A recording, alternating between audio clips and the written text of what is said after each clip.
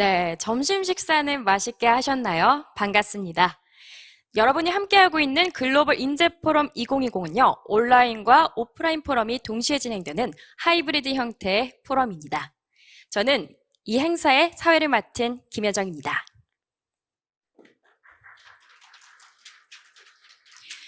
지금부터 트랙 C3 세션 AI 시대 직업 지도가 바뀐다를 시작하겠습니다. AI 시대 도래에 발맞춰 인지 능력을 필요로 하는 일자리들이 자동화된 인공지능 시스템으로 대체될 것이며 이러한 시스템을 만들고 유지할 수 있는 사람들을 위한 새로운 일자리들이 생겨날 것이라 예상하고 있습니다. AI 시대 도래로 대체되는 직업들과 또 살아남는 직업들이 무엇인지, 그리고 인공지능 시대에 어떠한 기술과 역량이 생존에 유리한지 등을 논의하고 이러한 역량과 직업 변화에 대응하기 위해 개인과 기업은 어떠한 전략을 수립해야 하는지에 대해 해결책을 찾아보고자 합니다. C3 세션은 김재엽 홍익대 산업디자인학과 교수님, 그리고 한상근 한국직업능력개발원 국가진로교육연구본부 본부장님, 류중희 퓨처플레이 대표이사님께서 강연을 해주시고 권동수 카이스트 기계공학과 교수님께서 대담을 함께 해주시겠습니다. 그럼 권동수 교수님 진행 부탁드리겠습니다. 제가 깨끗한 발음을 위해서 잠시 벗겠습니다. 국내에 계신 분, 또 해외에 계신 분, 또 이 자리에 참석해 주신 분 아주 반갑습니다. 이렇게 HR이 중요한 시대가 된 건 알았지만 이렇게 많은 사람들이 관심을 가질 줄 저도 몰랐습니다. 오늘 아까 사회자님께서 얘기해 주신 그런 AI 시대에서의 직업 어떻게 변화할 것인가, 우리는 뭘 해야 될 것인가, 여기에 연사분으로 세 분을 모셨습니다. 김재엽 교수님, 한상근 교수님, 한상근 박사님, 그다음에 유충희 대표님. 그래서 이분들이 약 20분 동안 발표를 하실 텐데 여기 계신 분들이나 온라인으로 듣고 계신 분들은 질문을 저희한테 좀 메시지를 보내주십시오. 그러면 제가 거기에서 먼저 온 순서대로, 또 중요한 순서대로, 많은 사람들이 또 이 동의한 순서대로 제가 나중에 30분 동안 각 연사분들에게 질문을 드리도록 하겠습니다. 자, 그러면 김재엽 교수님 먼저 시작해 주시겠습니까?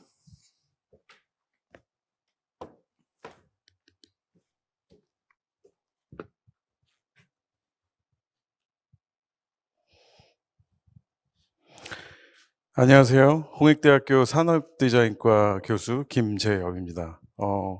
먼저 이렇게 글로벌 인재 포럼에 초대를 해주셔서 너무 감사드리고요. 계속 온라인 강의만 하다가 이렇게 여러분과 만나게 돼서 너무 반갑습니다. 앞서 많은 연사님들이 어떻게 인공지능과 우리가 공존할까에 대한 좋은 내용들을 많이 이야기해 주셨는데요. 저는 인공지능과 디자인의 미래, 디자이너의 역할의 진화와 확장이라는 주제로 디자인이라는 직업 중심으로 조금 이야기를 해볼까 합니다. 오늘 제가 말씀드릴 주제를 크게 두 가지로 나눌 수 있을 것 같아요. 그래서 첫 번째는 인공지능이 디자이너의 직업에 어떤 영향과 변화를 줬는지, 또 기술의 발전과 디자인의 변화에 대해서 말씀드릴 거고요. 두 번째는 디자이너들이 인공지능 시대에 어떤 일을 하고 또 디자인의 역할이 어떠한지에 대해서 이야기를 해볼까 합니다. 먼저 인공지능 이야기를 하기 전에요, 기술과 디자인의 관계를 조금 먼저 알아봐야 될 것 같아요. 그래서 오늘 우리가 디자인이라는 직업을 이야기할 때 UX 디자이너, 시각 디자이너, 제품 디자이너, 패션 디자이너 이렇게 영역을 구분 지어서 이야기를 하는데요. 사실 이 영역은 갑자기 생긴 게 아니거든요. 갑자기 생긴 게 아니라 저희가 잘 알고 있는 산업혁명을 통해서 우리가 사용하는 미디엄이 바뀌고 또 발전하면서 그런 필요한 부분에 의해서 만들어진 거예요. 그러니까 기술의 패러다임이 바뀔 때마다 그때마다 디자인의 역할과 활동에서 진화를 가져왔다고 할 수 있는 거죠. 1차 산업혁명에서는 증기기관이라는 기술로 인해서 기계화가 도입됐죠. 그래서 사람이나 말이 끌던 마차는 증기기관차로 자연스럽게 발전을 했고요. 당연히 나무로 마차의 공간과 바퀴를 만들던 메이커, 그러니까 즉 디자이너의 역할이 증기기관의 원리를 배우면서 기차를 만드는 것으로 이렇게 확장되기도 했고요. 2차 산업혁명에서는 뭐 전기 공급과 컨베이어 벨트 도입으로 대량 생산이 가능해졌어요. 그래서 산업 방식의 표준화가 됐기 때문에 빨리 많이 만드는 게 가능해졌고요. 이때 산업 디자인 프로세스 등이 이제 체계적으로 발전하면서 규격화된 제품을 만들 수 있게 된 거죠. 3차 산업혁명은 저희가 뭐 디지털 혁명, 퍼스널 컴퓨터와 인터넷 뭐 지식정보 혁명이라고 이렇게 이야기를 하는데, 뭐 다들 잘 아시겠지만 인터넷 커뮤니케이션 기술 도입으로 인터넷의 이제 상업적 이용이 허용되고 인터넷을 보다 편리하게 사용할 수 있는 브라우저로서 1994년에 야후가 등장을 했죠. 그래서 이때 이제 엄청나게 많은 웹 브라우저들이 생기면서 처음으로 이제 인터페이스와 인터랙션에 대한 개념이 이제 대중들에게 이렇게 소개가 되었어요. 이때부터 우리가 되게 인지하고 사용했던 것들이 되게 급격하게 변하기 시작하는데, 이 뮤직 인더스트리, 그러니까 음악을 듣는 행위 자체가 되게 뭐 기본적으로 이제 대표하는 예라고 할 수 있는데, 저희가 LP나 뭐 CD 플레이어, 카세트 테이프로 이렇게 듣던 그 음악이 이제는 디지털 생태계로 들어가면서 아이튠즈에서 음악을 다운받고 또 내가 다운받은 음악을 공유도 하고 이렇게 하다 보니 MP3라는 새로운 형태의 음원이 생겼고, 또 그 음원을 또 다른 아이팟이라던가 MP3 플레이어 같은 새로운 형태의 디바이스로 이제 음악을 소비하기 시작한 거죠. 물론 지금은 또 스트리밍과 구독 서비스로 이렇게 발전을 하고 있는데, 또 다른 예는 SNS의 시작인데, 저는 이 소셜 네트워크 서비스의 시작을 디지털 카메라에서 이제 찾고 있는데요. 디지털 카메라가 이제 막 발전이 되면서 확산을 하니까 모두가 디지털 카메라를 사용하는 시대가 된 거죠. 그러다 보니까 디지털 이미지를 쉽게 만들고 쉽게 공유할 수 있게 된 건데, 예전에 이제 사진을 이제 예를 들면 사진을 찍고 그것을 인화하고 또 그거를 사진첩을 만들어서 공유하는 과정이 굉장히 길고 복잡했었는데, 이제는 뭐 웹 2.0로 인해서 예전 얘기지만 쉽게 공유가 가능해졌죠. 그래서 이제 마이스페이스와 같은 예전 이제 페이스북의 전신 같은 그런 이제 웹 브라우저를 통해서 지금의 SNS 형태까지 이렇게 만들어진 건데, 앞서 말씀드렸지만 이렇게 기술이 발전하면서 그 여파는 그때마다 이제 디자이너가 하는 일에 확장의 변화를 이제 가져오게 만들었던 거죠. 근데 이때 다양한 웹들이 정말 많이 생기면서 이제 웹을 전문으로 하는 디자이너, 웹 디자이너라는 직업이 이때 생겨났고요. 기존의 인쇄 매체를 다루던 시각 디자인의 영역이 확장돼서 픽셀을 다루는 디자인의 역할로 넘어간 거죠. 2007년도에는 뭐 우리 모두가 알고 있는 아이폰이 등장을 했고요. 이 아이폰의 등장으로 우리는 웹보다 앱을 더 많이 사용하게 되었어요. 이때부터는 이제 앱의 인터페이스를 전담하는 유저 인터페이스 디자이너, 그리고 전체적인 경험을 또 관장하는 UX 디자이너라는 직군이 새롭게 생겨났고요. 실리콘밸리에서는 이 앱을 하나의 디지털 프로덕트라고 이렇게 정의를 내리면서요, 이 앱의 인터페이스와 UX 디자인을 이렇게 다루는 사람을 프로덕트 디자이너라고 부르기 시작했어요. 근데 재밌는 거는 프로덕트 디자이너는 원래 하드웨어를 디자인하는 사람을 프로덕트 디자이너라고 저희가 불러왔었거든요. 근데 이제는 디지털 프로덕트이 워낙 많이 강세를 보이니 하드웨어 디자인했던 사람은 인더스트리얼 디자이너라고 이렇게 바꿔 부르기 시작한 게 또 재밌는 포인트인 것 같고요. 그래서 지금 뭐 링크드인이나 이렇게 구직을 하는 그런 웹사이트에서 페이스북에서 프로덕트 디자이너를 구합니다라고 해서 우리가 잡 디스크립션을 보면 사실은 이 하드웨어를 얘기하는 게 아니라 이 디지털 프로덕트를 얘기하게 되는 거죠. 이제 4차 산업혁명 시대로 접어들면서요, 이제는 인공지능의 기술로 인공지능형 제품들이 마구 등장을 하기 시작했고요. 우리가 컴퓨터와 인터랙트 하는 법을 배우는 게 아니라 이제는 컴퓨터가 인간이 하는 법을 배우기 시작한 중요한 시프트가 됐죠. 그렇게 넘어가게 됐고요. 인간이 사고하고 행동하는 것을 컴퓨터에게 가르치고 우리가 평소에 하는 방식으로 말도 하고 이렇게 손짓도 하고 얼굴 표정을 지으면서 인터랙트를 이제 하게 될 수 있는 패러다임으로 이제 넘어가게 된 거죠. 그러던 중에 이제 2016년에 알파고라 이세돌의 이제 대결로 세계 모든 이제 사람들의 인공지능에 주목을 하고 있었죠. 하게 됐고 그걸 깨닫게 되었어요. 아, 인공지능 기술이 이렇게 가까이 왔구나. 우리 생활 속에 이제 들어오겠어. 근데 바둑의 최고수보다 바둑을 잘 두는데 당연히 일도 나보다 잘하지 않을까? 라고 생각을 이제 하게 되는 거죠. 그래서 디자인이라는 직업도 마찬가지였어요. 그래서 어느 순간 나보다 디자인을 잘하지 않을까? 그럼 난 디자이너로서 어떻게 미래를 설계해야 되지라고 디자이너들은 아마 한두 번씩 고민을 좀 해봤을 것 같은데요. 재밌는 거는 이제 인공지능으로 인해서 디자이너들의 이런 불확실성에 대한 고민이 마치 사진 기술로 등장으로 인해서 그 존재적 의문을 받았던 17세기 화가들의 모습과 닮아 있다라는 사실이에요. 그래서 17세기 화가들은요, 사진 기술, 이제 지금 보시는 카메라 옵스큐라라는 그 기술이, 이게 사진의 원리죠. 그거를 이용해서 사실적인 표현을 강조해서 그렸었어요. 그래서 큰 이제 방을 만들어서 구멍을 뚫어서 피사체가 이렇게 비춰지면 그거를 이제 자연스럽게 사실적인 묘사로 이렇게 그릴 수 있었던 거고요. 오른쪽에 보시는 이미지처럼 자그마한 디바이스를 같은 원리로 이렇게 그림 보조 장치라는 걸 만들어서 정물화 같은 거를 이렇게 사실적인 표현을 좀 더 잘 할 수 있었던 거죠. 지금 보시는 이제 그림들이 카메라 옵스큐라를 이용해서 그렸던 17세기를 대표하는 요하네스 베르미르라는 네덜란드 출신의 작가의 그림이에요. 그래서 17세기에는 이런 풍의 그림이 굉장히 유행을 했고요. 이 두 페인팅을 보시면 아시겠지만 사실적인 묘사가 굉장히 돋보이죠. 그래서 그렇게 이제 주류를 이뤘는데, 하지만 이제 17세기에서 18세기로 넘어가면서요, 사진의 기술도 같이 발전을 합니다. 근데 사진의 기술이 발전하니까 더 이상 똑같이 그린다라는 거에 대한 의미가 없어지는 거예요. 그래서 사실적 묘사로서의 회화는 점점 의미를 잃게 되었죠. 그래서 모네나 세잔느 같은 그런 이제 작가들은 이런 이제 그런 부분을 탈피하기 위해서 이제 나름 연구를 하기 시작합니다. 그래서 모네 같은 경우에는 빛에 대한 분석을 하기 시작했고요. 세잔느는 우리가 추상하는 다양한 시점에 대한 연구를 하기 시작했어요. 그래서 그 부분을 이제 회화로서 표현하게 되면서 인상주의라는 회화의 새로운 전기를 맞이하게 된 거죠. 그래서 이런 새로운 시도들이 또 큐비즘이나 피카소 같은 작가들에게 큰 영향을 주었고요.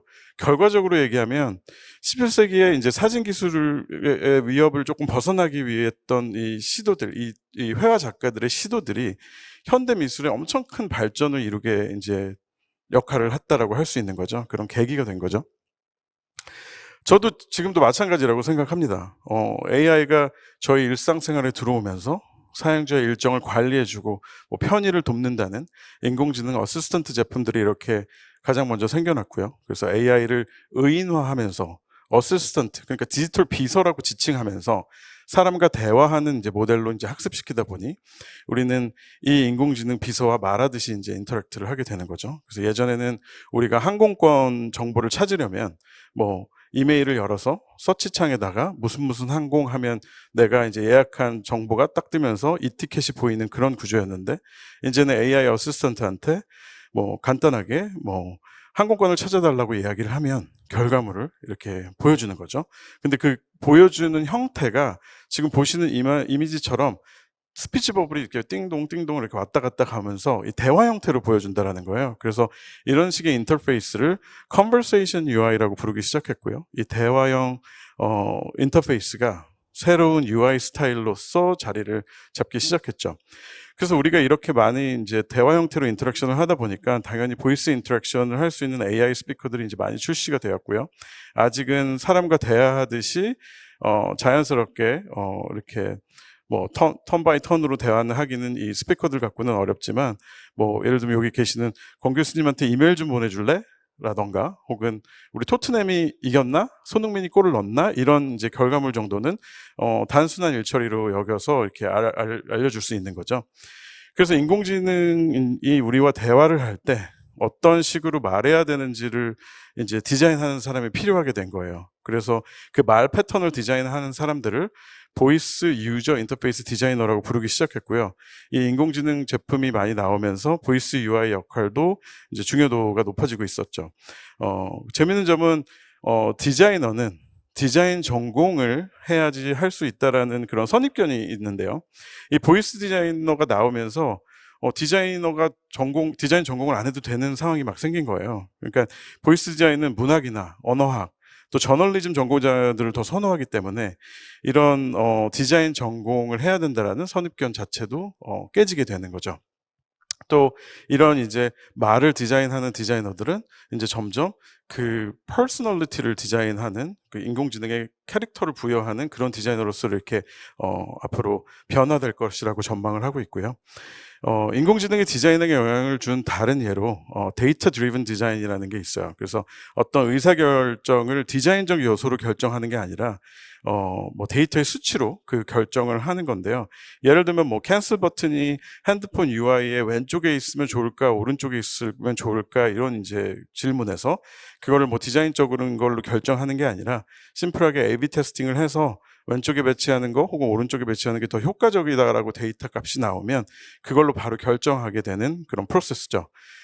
실제로 페이스북이나 뭐 인스타그램 같은 데서 이런 새로운 디자인을 적용할 때 조금 많이 쓰는 방법이에요. 그래서 얼마 전에 인스타그램에서는 사회적인 이슈로 인해서 라이크를 뭐 몇백 개의 라이크를 받았다라고 이렇게 보여주는 거를 이제는 그만 보여주겠다라는 이제 이야기를 했었는데, 그 부분을 이제 얼마 전에 확인하기 위해서 제 지도학생이랑 이제 이야기를 했었는데, 제 지도학생은 그 새로운 디자인이 어플라이가 돼 있더라고요. 그래서 얼마를 라이크를 받았는지 같은 게시물인지 볼 수가 없었고, 다행히도 제 인스타그램은 예전 버전으로 돼 있어서 저는 아직도 뭐 이렇게 몇 개의 라이크를 받았는지 그런 거를 알 수가 있었죠. 그래서 이런 부분이 아마 페이스북에서도 데이터를 확보해서 그 데이터로 결정을 내리게끔 하는 데이터 드리븐 디자인이라고 한 부분이라고 할 수 있고요.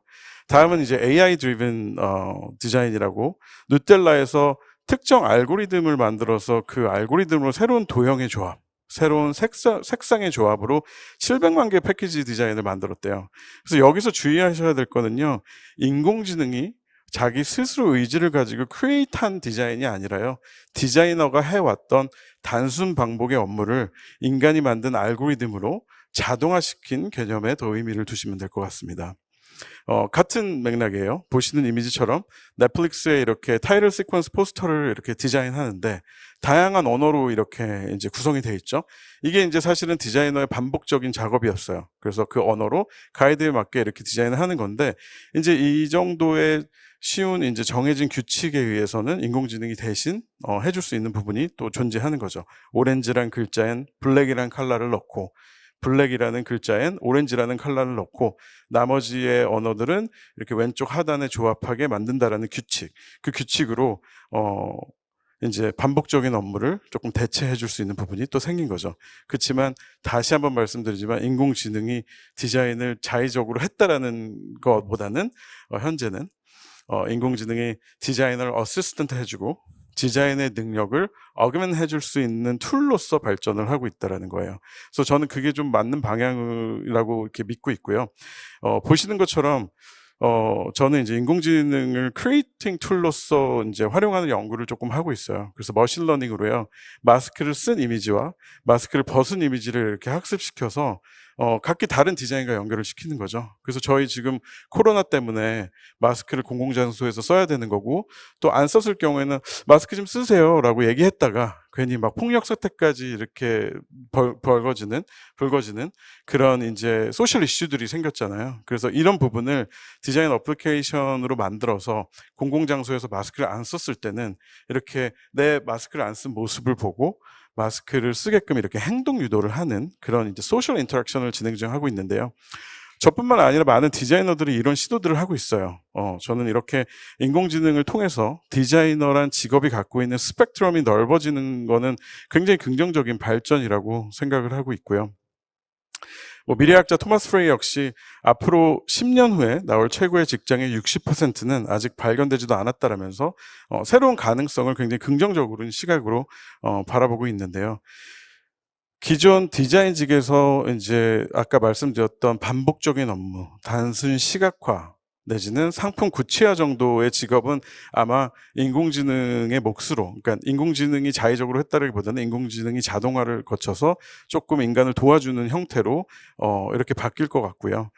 그럼으로 인해서 이제 디자이너의 시장은 어쩌면 조금 침체기를 맞을 수도 있을 것 같아요. 근데 동시에 이전과는 굉장히 다르고 구별되는 인공지능 윤리기술 디자이너라던가 가상공간 디자이너와 같은, 아까 얘기했듯이 성격을 디자인하는 퍼스널리티 디자이너와 같은 다른 의미로서의 디자인 영역이 등장을 할 거라고 생각을 해요.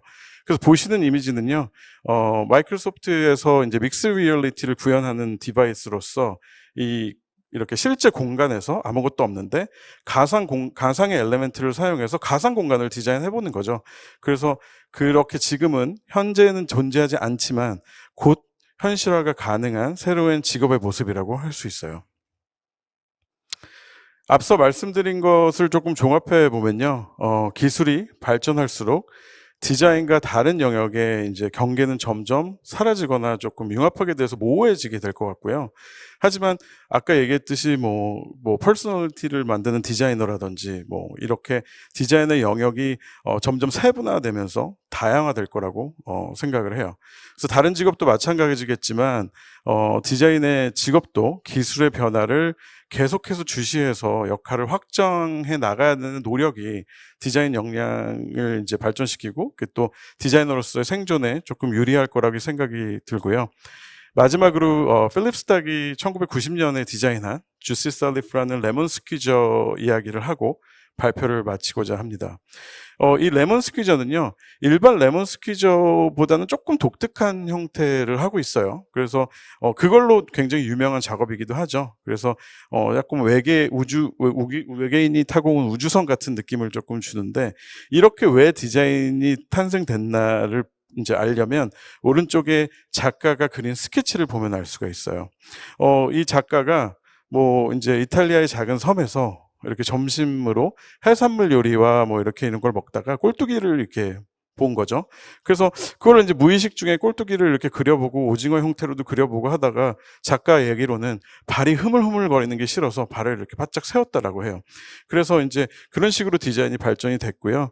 또 재밌는 건 이 작가의 아버지의 직업이 항공기 엔지니어 디자이너여서 이 소재에 대한 거가 굉장히 무의식 중에 자기 경험으로서 들어와 있던 거예요. 그래서 잘 쓰지 않는 알루미늄이나 이제 메탈이라는 이런 소재적인 부분도 이렇게 나오게 된 거죠. 이렇게 디자인으로 진행된 건요, 지극히 개인적이면서요, 우연적이기도 하고요. 그런 나한테 영감을 받은 아이디어로서 자기 경험을 통해서 디자인을 하는 거기 때문에 굉장히 인간적이라고 할 수 있어요. 그래서 인공지능이 물론 뭐 레몬 스퀴저를 디자인하라는 툴로 뭐 만들 수는 있겠지만 이렇게 인간만이 할 수 있는 부분, 창의적이고 개성적인 부분은 아무래도 이제 무리가 있다라고 생각하니 우리 인간들은 이제 디자이너들은 이렇게 창의적이고 개성적인 탐구를 계속 통해서 연습을 통해서 인공지능 시대 또 포스트 인공지능 시대에 디자이너로서 경쟁을 갖추게 되는 방법이 아닐까 생각합니다. 네, 이상으로 발표 마치겠습니다. 감사합니다.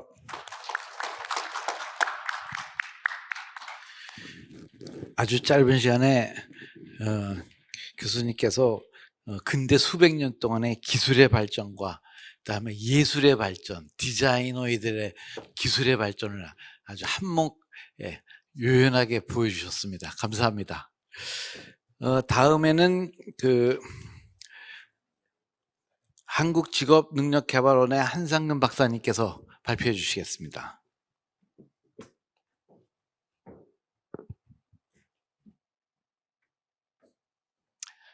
예, 안녕하세요. 한국직업능력개발원 국가진로교육연구본부 본부장을 맡고 있는 한상근입니다. 저는 인공지능 시대에 직업세계 변화에 대해서 말씀드리려고 하는데요. 이제 앞에 교수님께서도 이제 알파고 이야기를 하셨습니다. 알파고와 이세돌의 어떤 대결 이야기를 했는데, 제가 오늘 말씀드리고 싶은 것은 알파고 이후에 바둑 세계에는 어떤 영향이 있을까? 인공지능 바둑이 프로 직업 기사들한테는 어떤 영향을 미치고 있는가, 또 이걸로부터 우리가 얻을 수 있는 시사점은 무엇인가, 이런 말씀을 제가 드리려고 합니다. 예, 먼저 코로나19 이후에 직업지도에 대해서 전반적으로 간단하게 한번 정리를 해보겠습니다.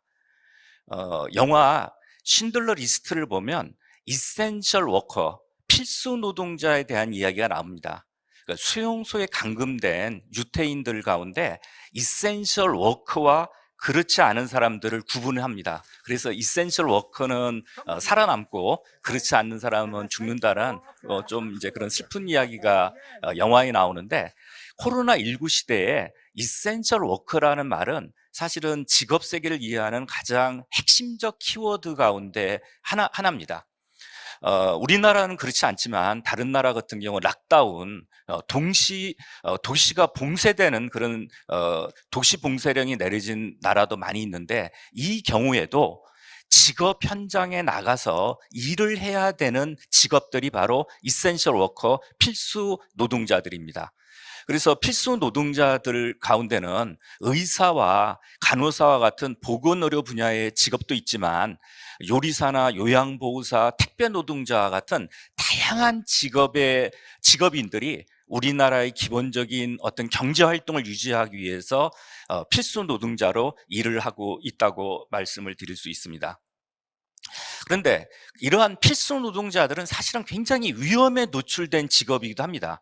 그래서 미국 자료지만 코로나19로 가장 위험에 처해 있는 직업에 관한 어떤 연구들을 보면 치과 위생사나 호흡기 치료 테크니션과 같은 보건의료 분야의 필수 노동자들이 코로나19에 가장 위험에 처해 있는 것을 자료에서 확인할 수 있습니다.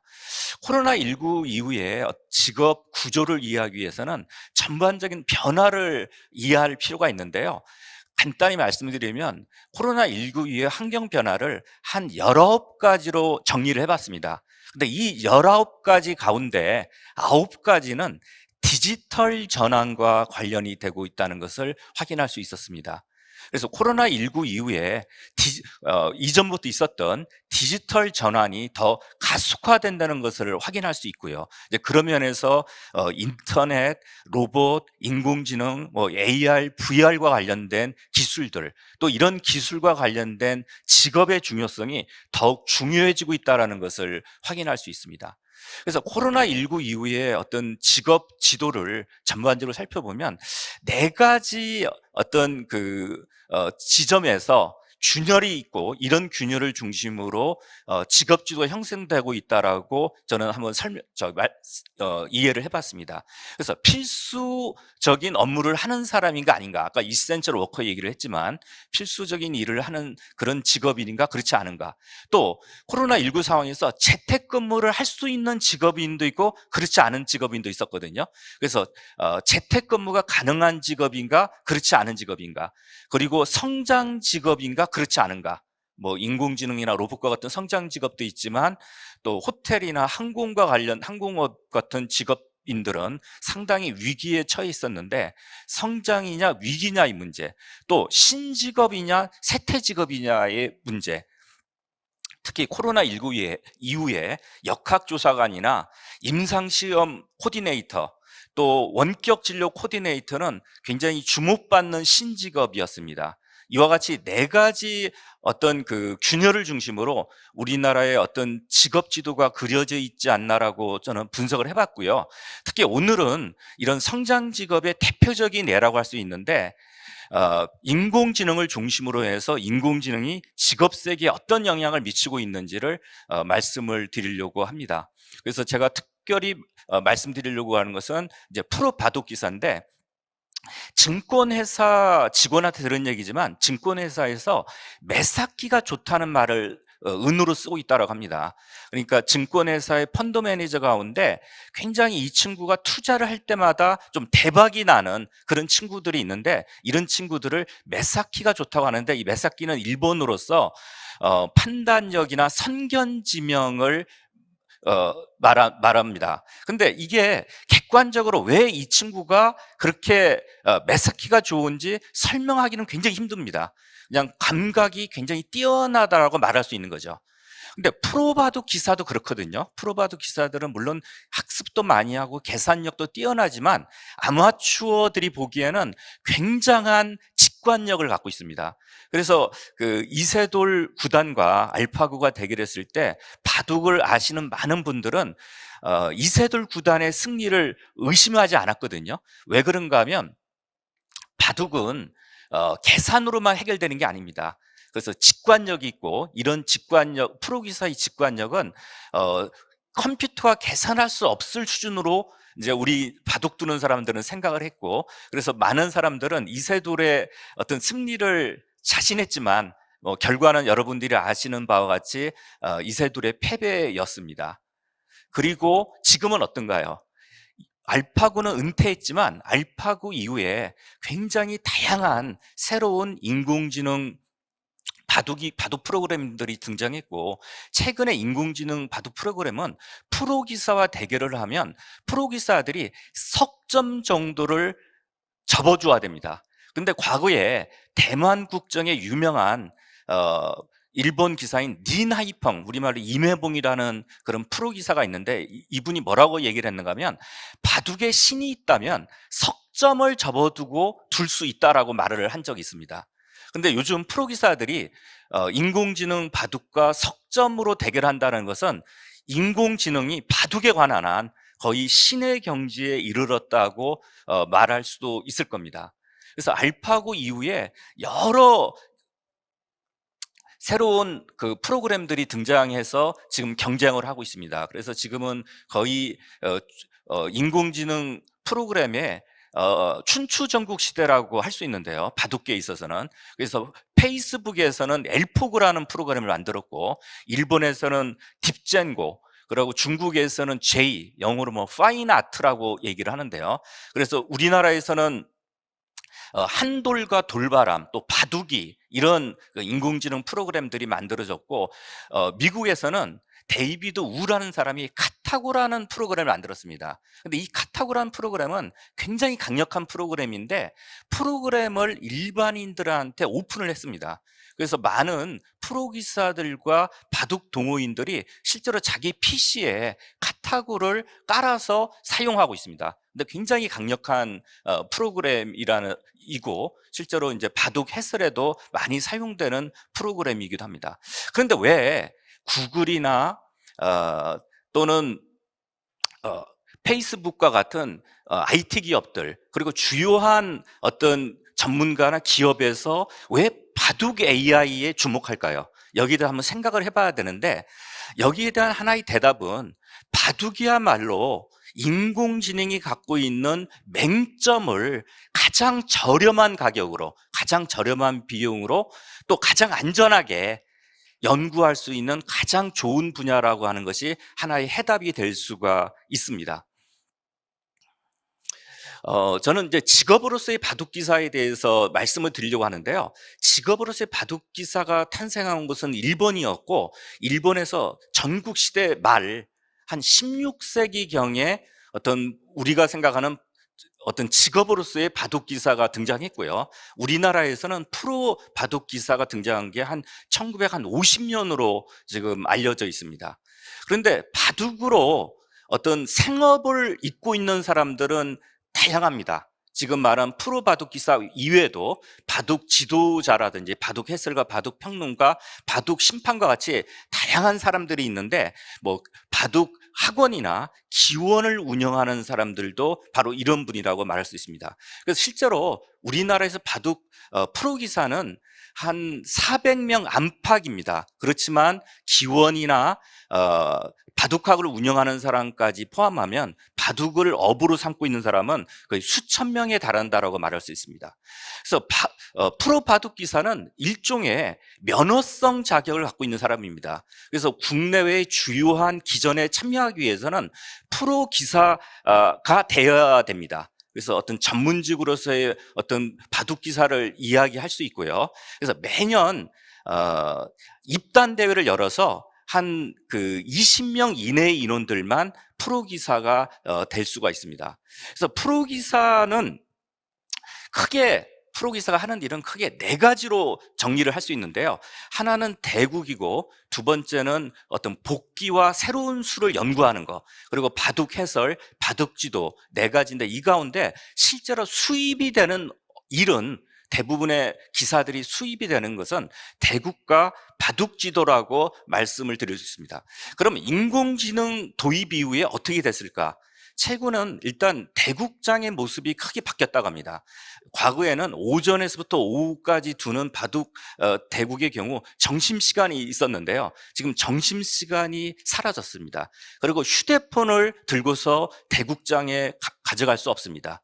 이거는 이제 컨닝 방지 때문에 그렇습니다. 그리고 프로기사들은 인공지능을 적극적으로 활용하고 인공지능을 통해서 훈련을 합니다. 그래서 우리나라에서 바둑을 가장 잘 두는 뭐 세계 랭킹 1위라고 할 수 있는 사람이 바로 신진서 구단인데, 신진서 구단의 별명은 신공지능입니다. 그러니까 인공지능을 그만큼 잘 활용한다는 그런 의미죠.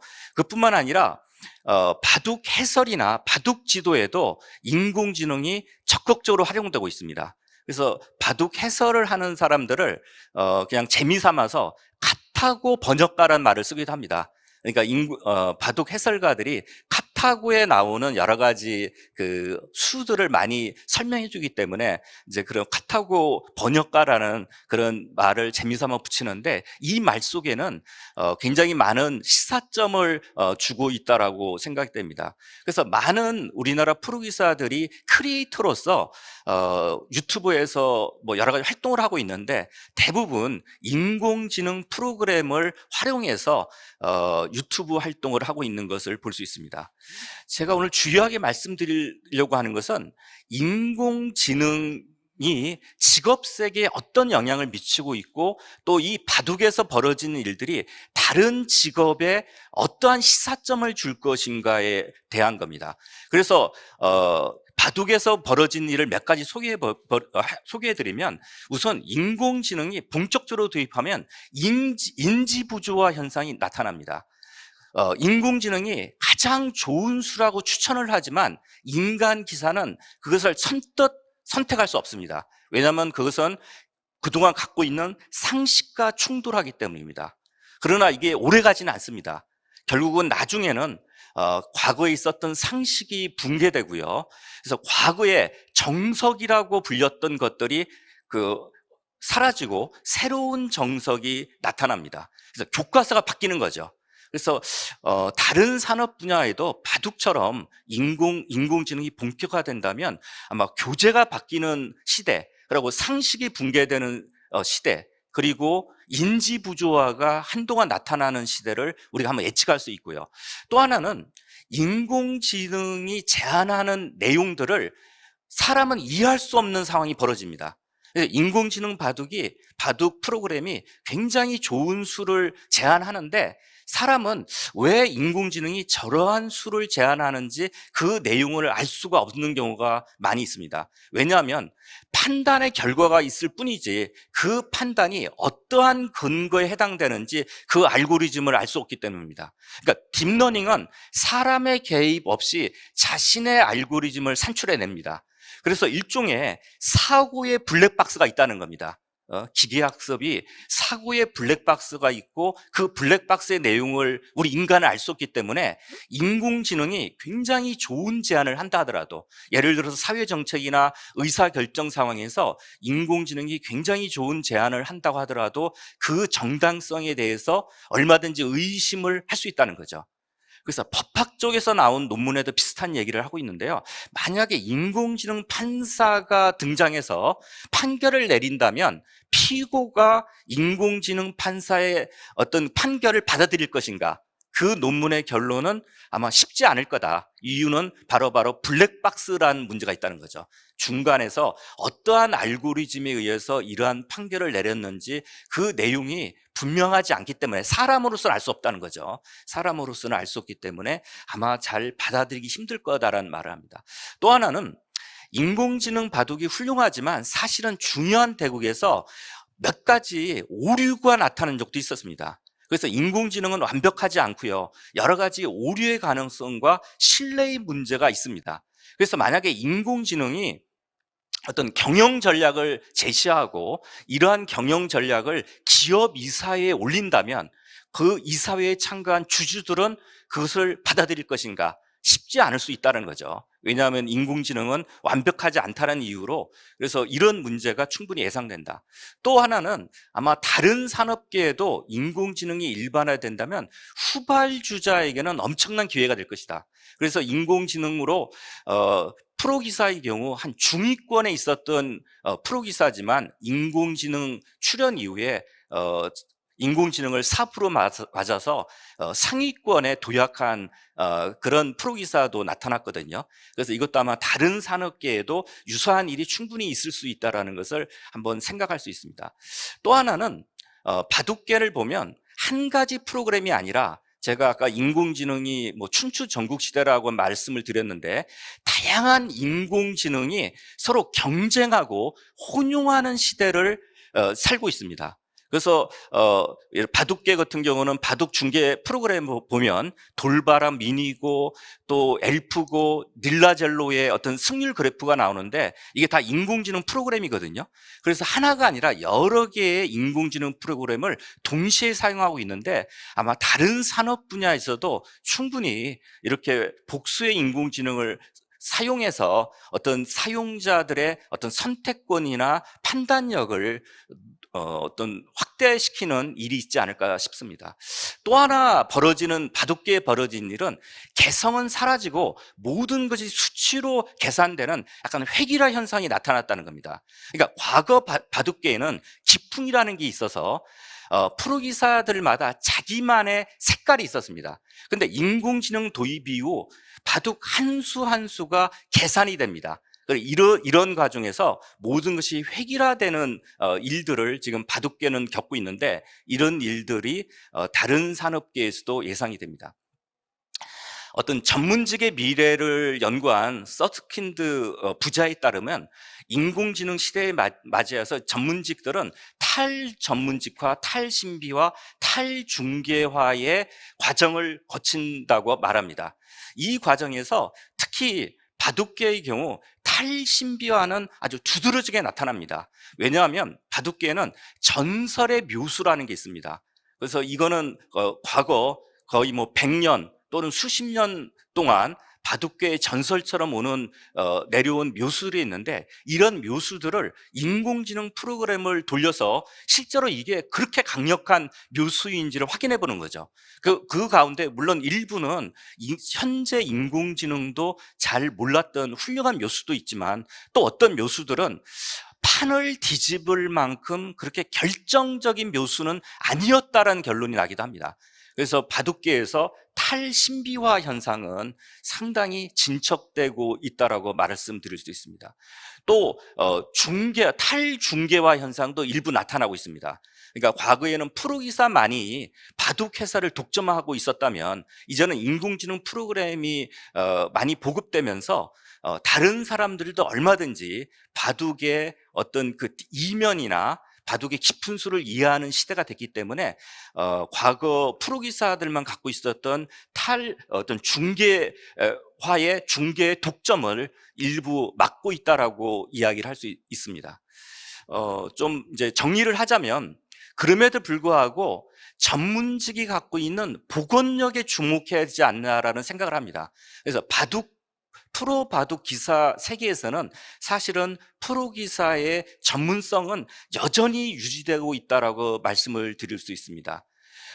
프로 기사들은 인공지능 기술에 특히 세계적인 수준의 프로 기사들은 적극적으로 인공지능 프로그램들을 자기의 어떤 훈련 도구로 활용하고 있고 이로 말미암아 프로기사들의 실력이 상향 평준화되었습니다. 또 하나는 바둑 해설도 과거에 비해서 훨씬 더 고급화, 세련화되는 것을 볼 수 있고요. 그리고 프로기사들은 여전히 일반 대중과는 달리 최고 사양의 어떤 프로그램을 사용하면서 일반인들과의 격차를 벌이고 있습니다. 그래서 일부 탈신비화의 어떤 일은 벌어지고 있지만 프로기사 갖고 있는 전문성은 아직은 크게 도전받고 있지 않다는 것을 프로 바둑 기사의 사례에서 볼 수 있고요. 물론 이것을 다른 직업에 일반화시키는 것은 조심스럽습니다. 그렇지만 하나의 어떤 시사점을 얻지 않을까 싶어서 제가 공유해 드립니다. 이상으로 제 발표 마치겠습니다. 감사합니다. 네, 한 박사님 감사합니다. 그런 직업 지도의 변화와 더불어 AI의 바둑의 어플리케이션을 예를 들어서 AI의 아쉬운 부분 또 우리가 사람들의 어떤 지능의 가능성이 있는 부분을 잘 설명해 주셨습니다. 감사합니다. 다음은 퓨처플레이 대표이사이신 유징희 대표님의 말씀을 들어보도록 하겠습니다. 네, 안녕하세요. 퓨처플레이 대표를 맡고 있는 류중입니다. 오늘 저는 그 AI가 바꿔놓을 그 직업지도라는 주제로 얘기를 하게 됐는데요. 사실 생각해보면 우리의 직업이라는 것 자체가 굉장히 산업사회가 낳은 산물입니다. 사람들이 세상에 재화를 극대화하기 위해서 역할을 나누고 일을 한다는 개념 자체가 너무 당연한 거지만, 당연해 보이지만, 사실 생각해보면 충분히 먹고 살 수 있는 재화가 있을 때 그 재화를 AI가 만들어내는 미래를 생각해보면, 그럼 우리가 알고 있는 그런 직업군이라는 게 존재 가치가 있을까? 이런 생각을 하게 되는데요. 아쉽게도 우리가 특히 뭐 교육, 뭐 직업 교육 같은 걸 할 때 의사도 있고 변호사도 있고 네가 공부를 잘하면 이런 걸 할 수 있어 이렇게 가르치지, 사람이 세상에서 기계와 함께 공존하면서 인간으로서 할 수 있는 역할이란 게 대체 뭐냐, 이런 식의 질문을 아쉽게도 하고 있지는 않습니다. 저는 스타트업을 제가 창업을 해서 엑시트를 했고, 또 지금 스타트업들을 뭐 만들어내고 투자하는 역할을 하면서 그런 산업사회적인 직업이라는 게 이제 이미 무너져가는 게 아닌가라는 것을 자각하고 있고요. 오늘은 그 말씀을 드리겠습니다. 여기 제목을 Not Problem Solver but Problem Finder라고 붙여봤는데요. 그러니까 문제를 푸는 게 중요한 게 아니라 문제를 찾는 게 훨씬 더 중요하다는 겁니다. 사실은 AI가 거의 모든 직업 분야에 있어서 문제를 푸는 건 굉장히 잘합니다. 아까 바둑 얘기하셨고 뭐 디자인 얘기하셨는데, 디자인의 일부 그리고 바둑의 거의 전부는 제가 보기엔 문제를 푸는 겁니다. 이건 우리가 전자계산기가 사람보다 계산을 잘하는 거랑 똑같이 당연히 기계가 인간을 능가할 수밖에 없는 영역입니다. 하지만 문제를 찾는 건 어떨까요? 전 이게 인간의 영역이라고 생각하고요. 미래 직업에 있어서는 이런 다양한 문제를 찾아내는 영역이 커질 거라고 믿습니다. 우리 인생을 생각해 보면은 문제를 푸는 과정입니다. 뭐 아침에 일어나서 밤에 잠들 때까지, 뭐 점심에는 뭘 먹을까? 내가 오늘은 무슨 일을 할까? 어떤 사람을 만나서 무슨 대화를 할까? 고민하고 실행을 하죠. 근데 생각을 해보면은 굉장히 다양한 문제를 풀고는 있는데 문제를 내는 삶을 살고 있는가? 여기 청중분들이 가슴에 손을 얹고 내가 오늘 왜 이 컨퍼런스를 듣고 있는가 생각해보면, 내가 자발적으로 이 컨퍼런스를 듣고 있는 사람이 얼마나 될까요? 많지 않을 겁니다. 뭔가 내 직업상의 이유 혹은 내가 이걸 배워야만 해서 문제를 풀기 위해서 이 강연을 듣고 있는 거지, 뭔가 내가 완전히 오롯이 나를 위해서 내 문제를 정의하기 위해서 이 강의를 듣는 분들 많지 않을 겁니다. 우리 인생이 그렇게 구성되어 있습니다. 생각을 해볼 수 있는 거죠. 누가 이런 문제를 내는가? 저는 이건 굉장히 비극이라고 생각합니다. 특히 한국 교육에 있어서는 비극이라고 생각하는 게, 유치원서부터 초중고 대학교, 대학원에 이르기까지 문제를 내는 훈련을 받지를 않아요. 누군가가 낸 문제를 열심히 푸는 거죠. 저는 저도 카이스트에서 박사를 받았습니다만 한국의 과학기술자들이 정말 창의적인 문제를 푸는 걸 본 적이 많이 없습니다. 왜 그럴까 생각해보면 한국의 고등 교육기관의 문제가 아니라 유치원서부터 고등학생 때까지 문제를 내는 훈련이 안 된 사람이 갑자기 대학원에 와서 문제를 디파인하는 걸 할 수 있게 될까요?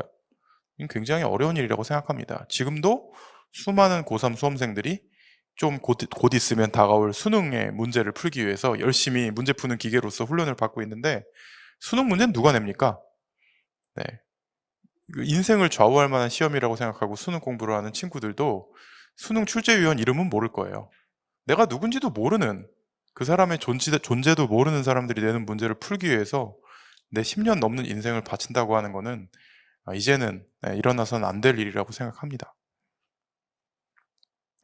스타트업에 대한 얘기를 해보겠습니다. 요즘 뭐 스타트업이라는 이름의 드라마도 굉장히 인기를 끌고 있고, 저희 회사에 어떤 분이 면접을 보는데 이런 말씀을 하시더라고요.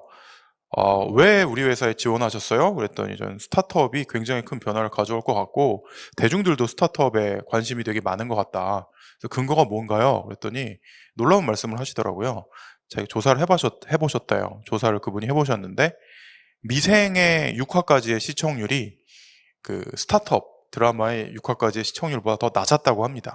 그래서 미생은 굉장히 유명한 만화를 드라마로 만든 건데, 그럼에도 불구하고 스타트업이라는 드라마가 더 인기가 많다는 건 물론 수지 때문이라고 저는 생각합니다만, 네, 그것만은 아닌 것 같아요. 그만큼 요즘에 20대 또 30대들은 젠지, 밀레니얼들은 이 산업사회에서 만들어진 직업에 자기를 맞춰서 살 수는 없다는 걸 본능적으로 알고 있는 게 아닐까라고 저는 생각하고요. 이런 스타트업의 관점에서 스타트업이라는 게 해야 되는 게 뭐냐? 우리가 창직이라고 하죠. 창업을 넘어서 직업을 만든다. 창직이라는 말을 쓰는데 이 창직, 창업에 도전하는 그 수많은 젊은이들은 문제를 푸는 걸 하는 게 아니라는 거예요. 문제를 찾는 일을 하는 겁니다. 어떤 스타트업이 굉장히 성공했다. 최근에 기업 결합이 승인된 배민 같은 경우, 배달의 민족 같은 경우를 보면 김봉진 대표님이 하신 일이 뭘까요? 저는 김봉진 대표님은 문제를 발견한 일을 하신 거라고 생각합니다. 김봉진 대표님은 굉장히 훌륭한 디자이너셨지만 프로그래머가 아니셨어요. 사업을 만드는 분도 아니셨습니다. 그렇다고 이분이 돈이 굉장히 많은 분도 아니셨어요.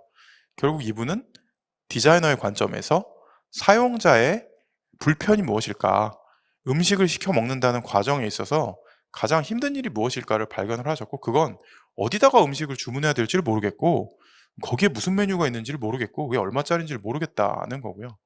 그때 막 나오기 시작한 스마트폰으로 이 문제를 해결할 수 있겠다라는 해결책도 찾으신 거죠. 문제를 제대로 정의하지 않으셨으면 이 좋은 해결책도 찾지 못하셨을 겁니다. 저는 여기에 미래 직업의 핵심 가치가 숨어 있다고 생각합니다. 우리가 직업에 대해서 얘기하면서 자꾸 이런 얘기를 해요. AI가 우리 직업을 뺏어간다. 뭐 AI가 우리 직업을 대체했을 때 우리는 뭐 하고 사나, 이런 얘기를 하는데, 저는 좀 더 깊이 있게 이 직업이란 무엇인가에 대한 고민을 해보면 좋을 것 같고요. 결국은 AI 때문만이 아니라 우리가 살아가는 방법 혹은 그 협업하는 방법 자체가 송두리째 바뀌고 있기 때문에, 그럼 미리 정의된 직업, 뭐 할아버지도 의사셨고 아버지도 의사셨으니까 나도 또 의사를 해야지, 이런 일은 이제 일어나지 않을 것이다 라고 생각을 합니다. 문제를 정의하는 것이 인간의 몫이고, 문제를 정의할 수 있는 사람만이 인간으로서의 직업을 가질 수 있게 되지 않을까, 감히 이렇게 생각해 봅니다. 그렇다면 우리는 어떤 문제를 찾아야 될까요? 좋은 문제는 어떤 문제일까요? 기존의 직업 관점에서는 문제를 찾는 게 내 업이 아니니까 좋은 문제가 뭔지 생각할 필요가 없습니다. 하지만 미래의 직업을 생각할 때는 결국 미래의 직업은 어디서 탄생하느냐? 좋은 문제가 있는 데서 탄생할 겁니다. 그래서 문제를 좀 더 들여다볼 수밖에 없고요. 좋은 문제는 큰 문제입니다. 큰 문제야말로 더 많은 사람들한테 영향을 주고 더 많은 사람들의 삶을 바꿔낼 수 있기 때문인데요. 어떤 문제가 큰 문제일까요? 문제의 크기를 어떻게 측정할 수 있을까요? 문제의 크기를 측정하는 방법은 쉽습니다. 문제의 크기는 고통을 받는 사람의 수 곱하기 고통의 크기를 하면 이게 전체 고통의 썸이 돼요. 합이 돼요. 그래서 이 고통의 크기가 클수록 좋은 문제입니다. 이 고통을 해결해 주면 그만큼 사업의 기회도 커지고 돈을 더 많이 벌 수 있죠. 그렇다면 고통을 겪는 사람의 숫자는 우리가 측정을 할 수 있어요. 고통의 크기는 어떻게 측정을 할까요? 고통의 단위는 무엇일까요? 고통의 단위는 달러죠, 달러. 고통의 단위는 원입니다. 고통을 돈으로 측정할 수 있는 거죠. 우리가 willingness to pay라고 하는데요. 이 고통을 해결하기 위해서 얼마의 돈을 낼 것이냐는 거죠. 여기까지 이야기했을 때 이 영역을 AI가 잘할 수 있을까? 물론 AI가 잘할 수 있습니다. 왜냐하면 사람들은 내가 지금 고통스러워라는 얘기를 이미 인터넷에 열심히 쓰고 있거든요. 예를 들면 내가 치질에 걸렸다. 제가 진짜 걸렸다는 건 아닙니다. 만약 제가 치질에 걸렸다면 내가 치질에 걸렸어 라는 사실을 제일 먼저 알게 되는 사람? 알게 되는 존재는 누굴까요? 우리 부모님일까요? 제 아내일까요? 제 딸일까요?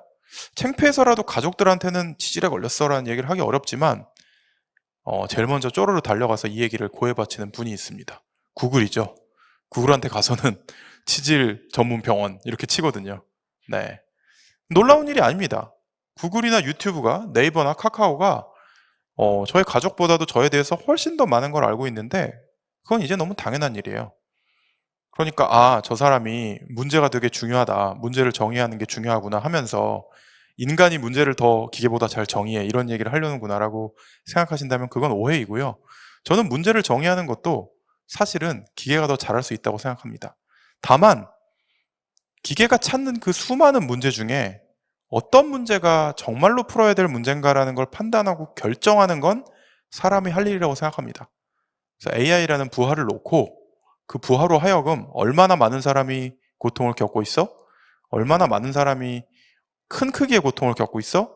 라는 거를 물어보면서 아, 그러면 나는 이 문제를 풀기로 했다라는 결심을 하는 존재, 결심을 하는 존재로서의 인간의 가치는 앞으로 더욱 커질 것이다. 그렇게 생각해보면 산업사회적인 직업을 가진 사람들이 결심이라는 걸 하는지 모르겠습니다. 그런 결심은 하죠. 퇴사의 결심, 네, 입사의 결심, 이런 결심은 합니다만, 네, 정말 내가 인류를 위해서 이런 문제를 풀겠어라는 결심은 지금 이 시점 이전의 세대는 감히 그건 한 개인이 할 수 없는 결심이었을 수도 있다고 생각합니다. 하지만 오히려 AI와 인터넷의 도움으로 앞으로의 세대는 그런 세상을 바꿀 정도의 결심을 할 수 있는 세대가 되지 않을까. 그 결심을 하는 것 자체가 미래의 직업이 되지 않을까라고 저는 생각합니다. 몇 개 사례를 말씀드리고 싶은데요. 저희 퓨처플레이는 항상 입버릇처럼 이런 말씀을 하는데 10년 뒤에 인류의 삶을 바꿀 만한 문제를 푸는 스타트업에 투자하려고 한다, 이런 말을 하는데요. 이미 우리가 어떤 결심을 했을 때 그 결심의 결과는 우리 동네, 우리나라에만 영향을 미치지 않습니다. 뭐 생각해 보시면 이 방송도 유튜브로 중계되고 있지 않습니까? 그래서 뭐 유튜브를 한국 사람이 만든 게 아니죠. 그렇지만 뭐 인도네시아에 가도, 뭐 예를 들면 아프리카에 가도 다들 유튜브는 봅니다. 그러니까 뭔가 전 세계적으로 모든 인류가 공감할 수 있는 문제를 찾고 실행한다면 인터넷이라는 도구를 통해서, AI라는 도구를 통해서 전 세계에 한 방에 임팩트를 줄 수 있게 된 거죠. 그래서 저는 우리 모두 인류의 문제를 풀어야 된다, 인류의 문제를 풀 정도의 비전을 가지고 문제를 찾고 실행하는 사람이 돼야 된다고 생각합니다. 좋은 예가 있는데요. 제가 올해 1월에 이런 코로나 팬데믹이 일어나기 직전에 자카르타에 출장을 갔는데 지금 보고 계신 이런 광경을 보게 됐어요. 고젝이라고 써 있잖아요. 고젝은 자카르타를 중심으로 한 인도네시아 스타트업이고요. 이 스타트업은 데카콘이에요. 우리가 유니콘이라고 하잖아요. 유니콘이 기업 가치가 1조 인 회사가 유니콘인데 데카콘은 그 10배, 10조짜리 회사가 데카콘입니다. 근데 이 회사가 뭘로 데카콘이 됐냐면 이 오토바이 중개로 데카콘이 됐습니다. 그 자카르타를 가보시면 정말 그 도로 상황이 열악해요. 근데 여기도 출퇴근은 해야 되잖아요. 택시 같은 게 다닐 수가 없어요. 골목길이 너무 많고. 그래서 오토바이가 가장 빠른 교통수단이에요. 근데 모든 사람이 오토바이를 잘 탈 수 있는 것도 아니고 내가 지하철을 타고 왔다가 오토바이를 타고 끝까지 가야 되는데 그 오토바이를 내가 가지고 다닐 수가 없잖아요. 그래서 이 문제를 오토바이 운전사가 오토바이에 탑승하는 승객을 태움으로써 해결하는데 그럼 나는 어떻게 오토바이 운전사를 부르나요? 그걸 스마트폰 앱으로 합니다. 지금 우리나라로 치면 뭐 카카오티 같은 그런 호출 서비스인데 오토바이가 오는 거죠. 그래서 한국 사람으로서 한국의 관점으로 우리가 생각을 하면 이런 발명은 해낼 수가 없어요. 근데 자카르타에 사는 사람들한테는 커뮤팅을 하려면, 내가 출퇴근을 하려면 이 방법밖에 없기 때문에 이런 방식을 고안하게 된 거고 결국은 한국에도 거의 없는 데카콘을 만들게 된 거죠. 그러니까 우리가 앞으로 AI가 정말 우리의 대부분의 일을 대체하는 시장에, 그런 시대에 산다면 훨씬 더 인간은 많은 글로벌한 지식을 얻고 글로벌한 시각에서, 인류의 시각에서 문제를 풀 수밖에 없다. 그런 개인으로 진화해야 된다라고 생각을 합니다. 저희가 투자했던 사례를 좀 말씀을 드릴 텐데요. 최근에 되게 좋은 소식이 있었습니다. 저희가 투자한 뷰노라는 회사가 상장 예비 심사를 통과해서 내년 초에 이제 상장을 하게 되었는데 그 뷰노를 만든 세 분인데요. 굉장히 공학 박사처럼 생기셨죠. 맞습니다. 세 분 다 박사님이셨는데 딥러닝, AI를 굉장히 잘하는 박사 세 분이었어요. 그러니까 이분들이 저희를 찾아왔을 때가 6년 전이었으니까 뭐 알파고 쇼크 훨씬 전이었습니다.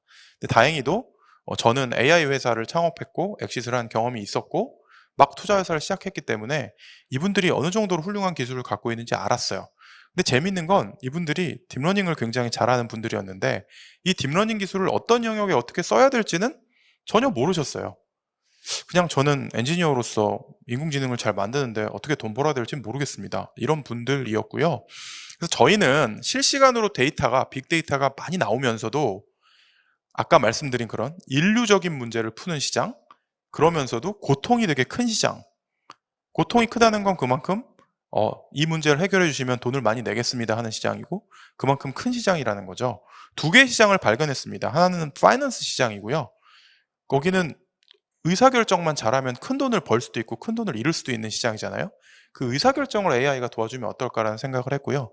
또 하나는 메디칼, 의료 시장이었습니다. 여기는 의사 선생님의 순간의 판단에 따라서 사람 목숨이 왔다 갔다 하잖아요.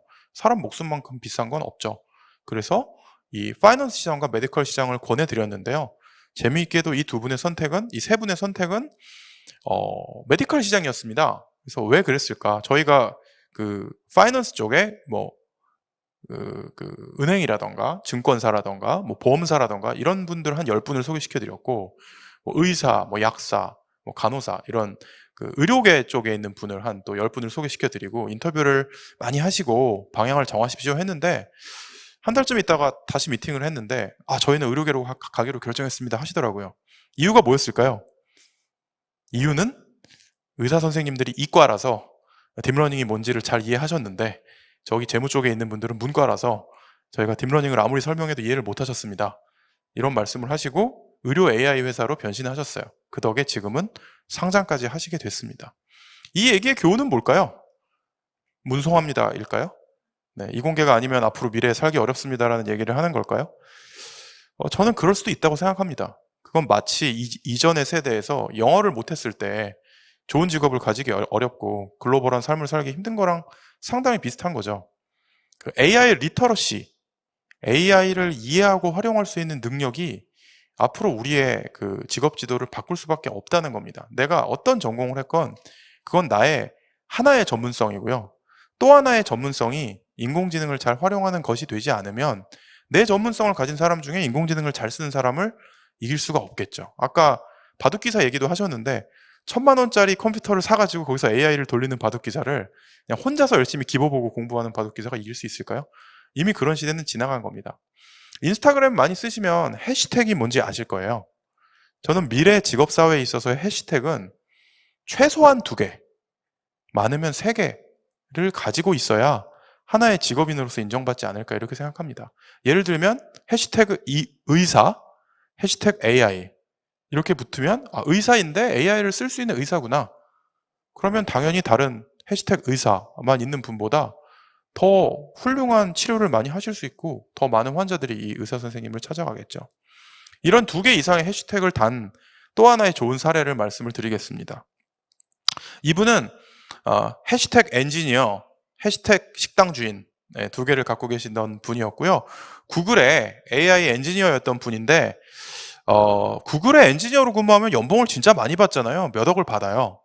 근데 이 캘리포니아, 특히 실리콘밸리 물가가 너무 비쌉니다. 먹고 살기가 힘들어요. 그래서 이분이 부업으로 실리콘밸리에서 순두부집을 하셨어요. 굉장히 유명한 순두부집이었어요. 저기서 사진 보시면 직접 깍두기를 담그는 모습을 보실 수 있는데 이분이 보니까 서빙을 사람들이 하는데 너무 성의가 없어. 이렇게 음식을 대충 나르고 엎지르기도 하고 그리고 또 몸이 좀 아파요. 그러고 결근도 하고 그리고 열심히 일하시는 분들은 너무 힘들어요. 무거운 걸 계속 나르다 보니까 너무 힘들고 이 레스토랑에 있어서 푸드 서빙이라는 거는 굉장히 큰 문제구나. 그래서 한국에 있는 식당을 하는 친구들한테도 물어봤더니 한국에서도 똑같은 문제가 있다. 이건 세계적인 문제구나. 그럼 내가 식당을 하나 조그맣게 하는 게 아니라 이런 걸 만들어 보면 어때? 하고 이런 걸 만드셨어요. 푸드 서빙 로봇을 만드셨어요. 그러니까 이분은 본인이 AI 엔지니어였기 때문에 문제를 파악하는 순간, 문제를 이해하는 순간 어떻게 풀어야 될지를 납득을 하신 거죠. 그래서 이 회사는 베어 로보틱스라는 회사인데요. 실리콘밸리에서 창업을 하셨고 이분이 이제 한국인이시니까 한국에도 R&D 센터가 있고요. 그다음에 최근에 소프트뱅크에서 350억 이상의 투자를 받으셨고 소프트뱅크를 통해서 일본 시장에 또 열심히 진출하고 계십니다. 그래서 미국에도 고객이 있고 일본에도 고객이 있고 한국에도 고객이 있는 글로벌한 회사로 거듭났는데 이건 모두 다 해시태그 식당 주인이 있었기 때문이죠. 그러니까 해시태그 식당 주인으로서 그냥 열심히 나는 아침에 일어나서 밤에 잠들 때까지 음식을 팔 거야 이렇게 머물렀으면 절대 이렇게 1,000억대가 넘는 회사를 만들 수는 없었겠죠. 근데 이분이 식당의 문제를 정확하게 파악하고 또 하나의 해시태그인 AI 엔지니어라는 거를 발동을 시켜서 문제를 찾아내고 풀었기 때문에 이런 새로운 창직을 하셨다고 저는 생각합니다. 알버트 아인슈타인이 이런 얘기를 했다고 합니다. Failure is success in progress. 그러니까 실패라는 거는 성공의 과정이라는 거죠. 스타트업에서는 실패라는 말을 잘 쓰지 않습니다. 실험을 했다라는 말을 하는데요. 우리도 어떤 직업을 탐색해 나가면서 내가 스스로의 미래의 직업을 설계해 나가면서 이런 시행착오들, 문제를 찾는 과정들을 겪으셨으면 합니다. 제가 굉장히 좋아하는 앨런 케이라는 우리가 쓰는 노트북의 그 폼팩터를 만든 분인데 이런 말씀을 하셨어요. 우리가 코로나 이후에 또 AI 이후에 미래에 대해서 굉장히 스트레스를 받는 분들이 많아요. 아, 미래는 어떻게 될까? 미래의 직업이 어떻게 될까? 과연 이 바이러스는 언제 이제 사라질까? 뭐 이런 고민들을 하시는데 미래를 예측하는 가장 좋은 방법은 미래를 발명하는 것이다라는 말씀을 이분이 하셨습니다. 그래서 지금이야말로 코로나로 인해서 AI로 인해서 새롭게 만들어진 문제를 우리가 찾아내고 그 문제를 잘 정의한 다음에 풀려고 노력한다면 저는 새로운 직업들이 굉장히 많이 이 세상에 쏟아져 나올 거라고 생각합니다. 들어주셔서 감사합니다.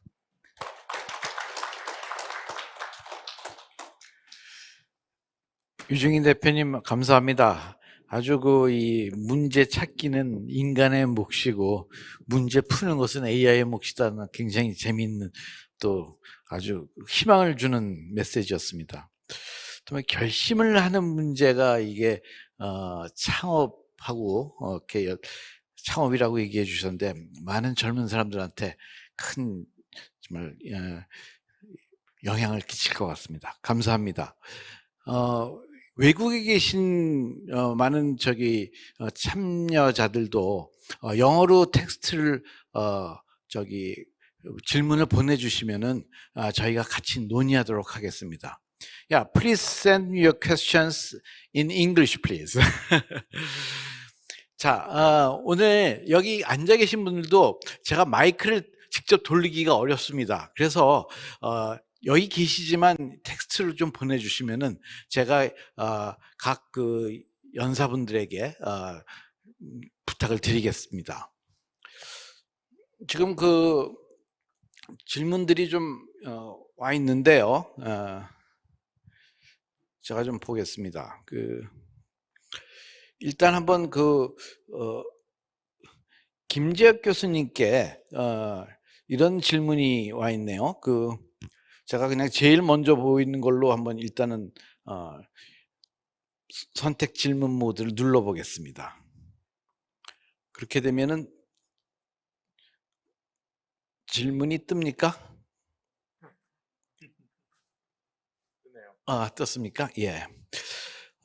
교수님께서는 시대에 따라 디자이너의 job description이 변하고 있다고 말씀하시는데 디자인 분야에 따라 변화의 폭의 차이가 있을 수 있을 것 같습니다. AI 출현에 따라 역할이 가장 크게 하는 디자인 분야는 어디라고 생각하십니까?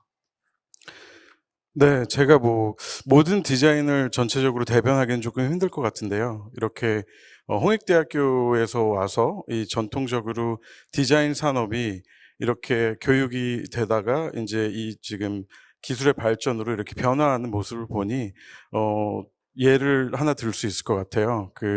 운송기기 디자인을 하나로 예를 들 수 있을 것 같은데요.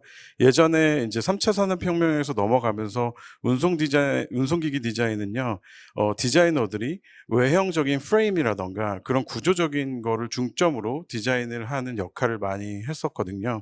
근데 지금은, 이 자율주행이 이제 도래가 오고 있죠. 물론 아직은 4차 네 번째 단계나 5번째 단계까지는 가진 않았지만 그걸 이제 저희가 그 방향으로 가고 있다라고 했을 때 이제는 이 학생들도 그렇고 저희 교수님들도 그렇고 당장의 외형적인 부분보다는 이제는 운전을 할 필요가 없어진 거죠. 그러니까 거기서 뭘 할지를 고민하는 거예요. 이제 운동 수단이 그러니까 이동으로서의 목적이 아니라 이동은 자연스럽게 A부터 B까지 갈 건데 그 안에서 그럼 사람들은 뭘 하게 될까를 고민하게 되는 거죠. 그러다 보니까 운송 디자이너들이 거기에 대한 인테리어, 여기서 밥을 먹으면 어떨까? 공부를 하면 어떻지? 회의를 하면 어떨 거야? 자면 어떨까? 이런 고민들을 하면서 굉장히 다양하게 풀어내고 있거든요. 그래서 제가 생각했을 때는 이런 운송 디자인 이런 부분도 있을 수 있고, 또 공간 디자인 같은 경우에는 기존에 지금 여기 이 공간을 인테리어 디자인다라고 했을 때는 컴퓨터 스크린상에서 렌더라는 거를 쳐서 이렇게 될 거야라는 디자인과 그거와 시공업체들의 이제 이렇게 뭐 만나서 디자인을 하기 시작하면서 시공이 들어가는 부분인데, 아까 제가 설명드렸던 가상 공간 디자이너 같이 이제 새로운 그 격차를, 시공과 디자인의 격차를 줄여줄 수 있는 그런 부분들이 계속 생겨나고 있다라는 거예요. 그래서 그런 부분들이 아무래도 조금 변화가 급속도로 이루어지는 부분이 아닐까 생각합니다.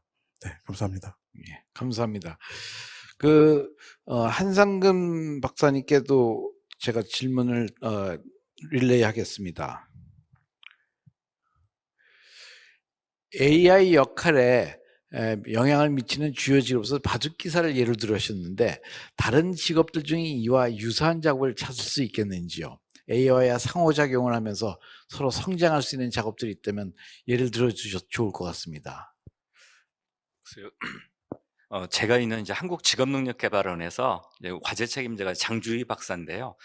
전문 인공지능 시대에 전문직 연구를 하고 있거든요. 그래서 전문직 가운데 인공지능의 영향을 많이 받는 직업들에 대해서 고민을 하고 있는데요. 바둑처럼 전면적으로 인공지능의 어떤 그 정복당한 직업은 아직은 없는 걸로 저는 알고 있습니다. 그런데 이제 여러 국내외 연구에 따르면 뭐 회계사와 같이 비교적 그 데이터화 시킬 수 있는 일들, 이런 일들은 상당히 그 인공지능에 의해서 정복될 가능성이 뭐 높다라고 알려져 있고요. 근데 전문직 가운데 뭐 의사, 변호사 하는 직업들은 외국에서 인공지능 기술이 상당히 개발되고 그 산업 분야에 지금 도입은 되고 있는데, 아직 인력을 본격적으로 대체할 수준까지는 오지 않았고요. 근데 앞으로 뭐 5년 후, 10년 후가 어떤가는 저는 뭐 자신 있게 말씀드리기는 힘든 것 같습니다. 네, 간단히 여기까지 말씀드리겠습니다. 예, 유승인 대표님께도 또 아주 재미있는 코멘트가 있습니다. 문제를 발견하고 잘 정의하는 것이 중요하다는 강연이 아주 인상적이었습니다. 저도 그랬습니다. 퓨처 플레이는 어떤 일을 하는 곳인지, 현재 어떤 일을 진행하고 있는지, 어떤 분들과 일을 하는 곳인지 여쭤보고 싶습니다. 혹시 AI는 또 어떻게 사용하고 계시는지요? 아, 네. 이런 자리에 와서 저희 회사 광고를 하게 될 줄은 몰랐습니다. 네. 저는 아까 잠깐 말씀드렸지만 올라웍스라는 회사를 창업을 했고, 그 회사가 인텔에 인수가 됐습니다. 그래서 2년 정도 인텔에 있으면서 왜 한국에서는 이렇게 실리콘밸리 탑 기업에 M&A 되는 경우가 거의 없는데 해외 이스라엘이나 이런 데는 그런 경우가 많을까, 되게 분하다. 나도 한국의 과학기술자로서 나고 자라고 성장을 했는데 이런 경우를 더 많이 만들 수 있지 않을까라는 생각에서 이제 퓨처플레이라는 회사를 만들었고요. 저희는 주로 이런 그 딥텍, 아주 기술이 깊거나 아니면 이노베이티브한 좀 미친 발상을 하는 이런 회사에 투자를 하는, 거의 첫 투자자가 되려고 합니다. 초기 투자를 하는 회사이고요. 초기에는 회사가 아무것도 가진 게 없어요. 그러니까 돈만 들이면 알아서 착착착 잘 사업을 하실 수 없습니다. 돈도 드리고 저희가 조언도 해드리고 필요하면 저희 사람이 같이 달라붙어서 그 일을 해야 될 수도 있고, 이런 일을 하는 걸 엑셀러레이팅이라고 하죠. 저희는 엑셀러레이팅도 하는 엑셀러레이터이기도 합니다.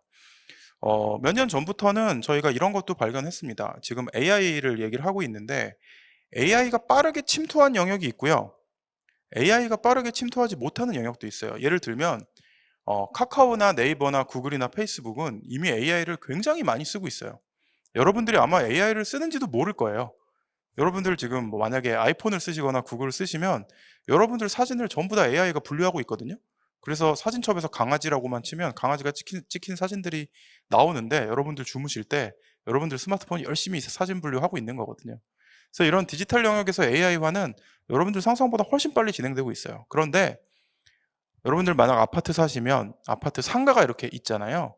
그럼 그 상가에 있는 업종들은 어떨까요? 미용실이나 치킨집이나 학원이나 병원이나 이런 것들은 제가 보기에는 한 30년 전, 40년 전, 80년대, 90년대랑 달라진 게 하나도 없는데 놀랍게도 이런 영역에 AI가 침투를 하면 굉장히 혁신적으로 시장이 바뀔 수가 있어요. 근데 슬프게도 이런 뭐 뷰티나 패션이나 푸드나 이런 데 계신 분들이 아까 제가 말씀드린 AI 리터러시가 되게 낮아요. AI에 대해서 잘 모르시고 어떻게 쓰셔야 될지 몰라요. 반대로 AI를 전공한 분들, AI로 석박사를 따신 분들은 이런 뭐 푸드나 패션이나 뭐 비버리지 뭐 이런 쪽에 잘 모르시고 관심도 없거든요.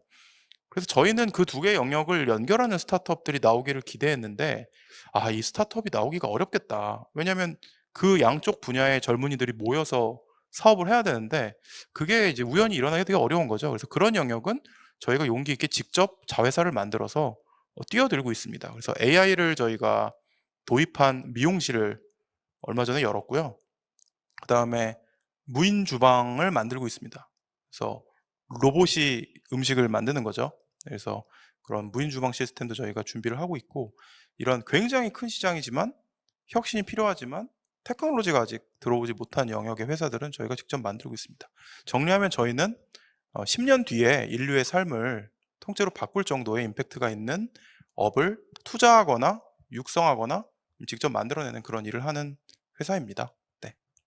아주 새로운 비즈니스 아이디어까지 주셨습니다. 감사합니다. 이 질문은 저 연사분 전체 분한테 아마 보내드린 질문인데요. 한번 같이 보시죠. 인공지능과 더불어 살기 위해 지금 어떤 준비를 해야 될까요? 이거 굉장히 폭이 넓어서 이야기는 하시기는 어렵겠지만, 각 그 연사분들이 짧게 본인들의 어떤 관점에서 한번 얘기를 해주시면 좋겠습니다. 김 교수님부터 1분 내로 이렇게 한 말씀씩 해주십시오. 네, 저는 역시 디자인 분야를 조금 중점적으로 이야기를 드릴 건데요. 아까도 이야기하셨지만, 이 크리에이팅 하는 이 디자인 잡에서는 크게 두 가지의 관점으로 볼 수 있을 것 같아요. 이 인공지능이 이렇게 발전되면서 또 기술이 발전되면서 그 트렌드에서 이제 그 디자인의 역량을 변화시키는 그런 노력이 조금 필요해야 될 것 같아요. 그래서 일단은 그냥 내가 하는 것만 잘하면 되지가 아니라 주의를 조금 더 많이 두리번거릴 필요가 있습니다. 그래서 그거를 빨리 아답트해서 그 시장에 변화하는 그런 이제 능력이 조금 요구가 될 거고요. 다른 한 측면으로는요, 조금 그 디자인의 또 크래프트라는 그런 부분이 있어요. 그래서 인간만이 할 수 있는, 예를 들면 굉장히 유명한 도예가 선생님께서 30년 전통의 도예를 빚는 그런 작업이라던가, 이태리의 가죽 장인이 한 땀 한 땀 만드는 그런 제품들, 핸드메이드, 세상에 하나밖에 없는 것들은 또 기술의 발전하면서 또 그 가치가 더 커질 거거든요. 그러니까 그런 부분을 또 다른 한편으로는 이렇게 발전시키는 그런 장인의 역할, 그런 부분 또한 이렇게 대두가 될 것 같고요. 그래서 디자인 직업 같은 경우는 그 두 부분을 조금 중점적으로 보시면서 공존하는 생각을 하면 좋을 듯 싶습니다. 감사합니다. 한 박사님 지원은 어떻습니까? 예. 아마 모두가 인공지능 시대를 맞이해서 모두가 과학기술 분야의 어떤 전문 지식을 쌓는다면 굉장히 좋을 것 같습니다만, 사실은 그게 모두가 가능한 것 같지는 않습니다. 예를 들어서 인문사회 계열에 공부하는 분들 같은 경우는 모두가 다 과학자만큼, 이공계 전공자만큼의 지식을 갖는다는 것은 현실적으로 어려운 것 같고요. 그럼에도 불구하고 과학기술이나 앞에서 얘기했던 AI 리터러시 말씀도 하셨지만, 인공지능 기술이나 새로운 기술 분야에 기초적인 소양을 갖춰야 된다는 것은 굉장히 중요한 말씀 같습니다. 예를 들어서 증강현실 전문가라는 직업이 있는데, 이 직업은 사실은 공학자나 일부 이제 디자인 쪽 공부하시는 분들이 진출할 수 있는 분야지만, 실제 어느 전공자들이 증강현실 전문가가 되는지 전공을 보면 사실은 인문사회 계열 출신들도 생각보다 많은 사람들이 진출하고 있거든요. 왜 그런가 하면, 이런 기술 분야는 기획 라인이 있는데, 기획 분야의 경우에는 사실은 공학자 보다도 인문사회 계열 사람들이 또 할 얘기도 많고 또 스토리를 잘 짜내는 것 같아요. 그래서 특히 이제 젊은 청소년의 경우에는 과학기술에 대해서 자기 전공이 인문사회 계열이라 하더라도 기본적으로 과학기술에 대한 기본적인 지식을 갖춰야만 자신의 직업 기회가 확장된다라는 그런 말씀을 꼭 드리고 싶습니다. 네. 유 대표님 또 네. 말씀해 주시죠. 그 AI가 본격화된 시대에 세 가지 종류의 사람들이 있을 것 같습니다. 하나는 AI가 뭔지도 모르고 전혀 사용하지도 않는 분이 계실 것 같고요. AI를 잘 사용해서 본인 전문성을 키우는 분이 있을 것 같고, 마지막으로는 그 많은 사람이 쓰는 AI를 직접 만드는 사람이 있을 것 같아요. 근데 좀 놀라운 사실은 부의 기준으로 봤을 때는 아마도 AI를 전혀 쓰지 않는 사람의 부가 1이라고 하면 AI를 잘 활용하는 분의 부는 한 100 정도 될 거고, AI 플랫폼을 만드는 사람의 부는 한 10,000 정도 될 것 같습니다. 100배씩 차이가 날 거라고 아주 마디스트하게 생각해도 전 그보다 차이가 더 크게 날 거라고 생각하는데요.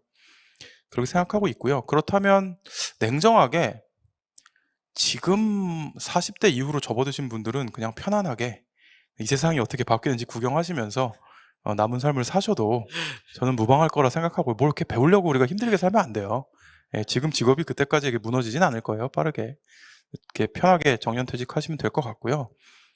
30대 이후 분들은, 그러니까 20대나 30대라면 적어도 내가 AI 플랫폼을 만들진 못하더라도 진짜 빠삭하게 잘 쓰는 훈련은 받아야 될 것 같아요.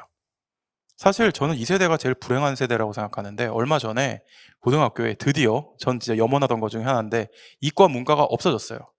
저 이건 말도 안 되는 거라고 생각하거든요.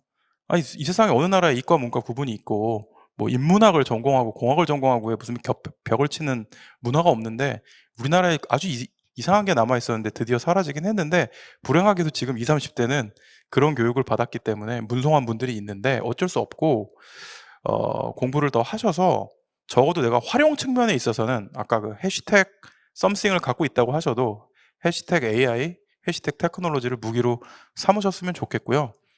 사실 정말 죄송하지만 20, 30대 분들도 노력은 하시는 걸 응원하지만 어려우실 수 있고요. 오히려 제가 관심이 많은 분들은 10대 이하의 어린 친구들이에요.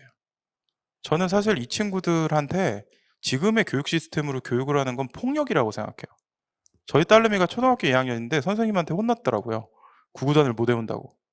구구단을 왜 외웁니까? 네. 내 머릿속에 지금 넣어야 될 창의적인 생각이 얼마든지 있는데 구구단을 외울 필요는 없죠. 학교에서 구구단 외우는 걸 가르칠 필요는 없어요. 하지만 우리 교육 시스템은 초등학교 2학년 때는 구구단을 반드시 암기할 것이라는 게 교육과정에 들어있단 말이죠. 이 미스매치를 극복하게 만들어주는 것이 저는 부모의 역할이라고 생각하고요. 유 대표님, 네. 아주 거기 이어서 네. 같이 대답을 해주셔야 좋을 질문이 있습니다. 좋습니다. 보시죠. 대표님의 인상 깊은 강의였습니다. AI 리터러시의 대중화를 위하여 한국 교육이 중점을 둬야 할 부분이 무엇일까요? 네. 조금 전에 뭐 아마 딱 얘기하셨는데 연결되네요. 아마 네. 교육자분이 아마 이런 질문을 하신 게 아닌가 싶습니다. 여기에 저 유 대표님 외에도 다른 분들도 짧게 의견을 좀 해주시면 좋을 것 같습니다. 이게 아이들의 교육에 관한 네. 얘기입니다. 제가 이어서 좀 마무리를 짓자면, 저는 이렇게 생각합니다. AI 리터러시라는 게 내가 프로그래밍을 배운다라던가 뭐 딥러닝 프로그래밍을 한다라는 걸 의미하는 게 아니고요. 아까 제가 말씀드린 것처럼 내가 인생을 두고 풀어야 될 문제를 정하고 그 풀어야 될 문제의 도구를 고르는 과정이라고 저는 생각합니다. 우리가 이제부터 살아남기 위해서 AI를 배우자라고 하면 누가 마음 편하게 즐겁게 AI를 배울 수 있겠어요. 근데 내가 예를 들면 파티셰가 되고 싶은데 내가 더 맛있는 빵을 만들기 위해서 사람의 손으로 만들 수 없는 굉장히 뜨거운 오븐에서 빵을 돌려야 된다. 그러면 이걸 만들기 위해서는 기계장치를 만들어야 되고, 그 기계장치가 이 빵을 들여다보면서 아주 적정하게 잘 돌리는 기계를 만들고 싶다 그러면 당연히 AI를 써야 되거든요. 그러니까 도구로서 어디까지 내가 기술을 활용할 수 있는가에 대한 이해, 심지어 그걸 내가 프로그래밍 못해도 돼요. 프로그래밍 잘하는 친구한테 시키면 됩니다. 아니면 미래에는 AI가 AI를 만들 거거든요. 네. 그러니까 그걸 내가 할 필요는 없어요. 하지만 내가 진짜로 하고 싶은 일, 내가 발견한 문제를 풀기 위해서 어디까지 기술을 쓸 수 있느냐에 대한 이해, 어떤 도구를 써서 어떻게 조작하면 그게 튀어나오는가에 대한 이해만 있다면 저는 충분할 거라고 생각하고요. 지금까지의 교육이 전혀 그런 식으로 구성되어 있지 않아요. 우리 아이들의 욕망, 우리 아이들이 진짜로 하고 싶은 거, 우리 아이들이 인생을 바치고 싶은 거, 우리 아이들이 다른 인간을 위해서, 인류를 위해서 스스로가 기여할 수 있는 부분, 이런 거에 대한 얘기를 전혀 하지 않거든요. 그래서 아이러니하게도 AI에 능한 사람, AI 리터러시가 있는 사람을 키우려면 저는 우리 아이들한테 더 인간에 대한 이해를 더 많이 하게 하고, 앞으로 미래 인간들이 뭘 필요로 할지, 너는 거기서 무슨 역할을 할지에 대한 대화를 훨씬 더 많이 해야 된다고 생각합니다. 예, 한 박사님하고 김 교수님도 짧게 한 말씀 예, 해주십시오. 뭐 짧게 말씀드리겠습니다. 앞에서 유 대표님이 좋은 말씀 하셨는데 사실 마지막 하시는 말씀은 결국 이게 진로 교육과 관련된 거거든요. 그러니까 자기가 무엇을 잘할 수 있는지, 무엇을 좋아하는지, 사회를 위해서 무엇을 기여할 수 있을지, 이런 문제, 이게 진로 교육인데 사실 이제 우리 사회에서 한 10년 사이에 과거와 달리 진로 교육이 많이 강화는 됐습니다. 그럼에도 불구하고 뭐 자세하게 뜯어보면 아직도 이제 부족한 점이 너무 많고요. 그러면서 실질적으로 아이들한테 이게 어떤 뭐 학업이라고 생각할 것이 아니라 진로 교육은 자기의 어떤 삶을 어떻게 설계할 갈 것인가, 자기가 누군지를 자기가 스스로 찾아보고 자기의 인생을 어떻게 설계할 것인가에 관한 기본적인 고민을 하고 이것을 자기 삶의 일부로 만들 수 있어야 되는데, 아무튼 아직은 진로 교육이 강화됐다고 하지만 너무 미진한 것 같고요. 그래서 이와 관련돼서 아이들한테 더 많은 시간, 더 많은 기회를 주어야 될 거라고 생각을 합니다. 네, 감사합니다. 김 교수님 얘기 주십시오. 네, 좋은 말씀 잘 들었고요. 저도 덧붙여서 얘기를 조금 드리면요.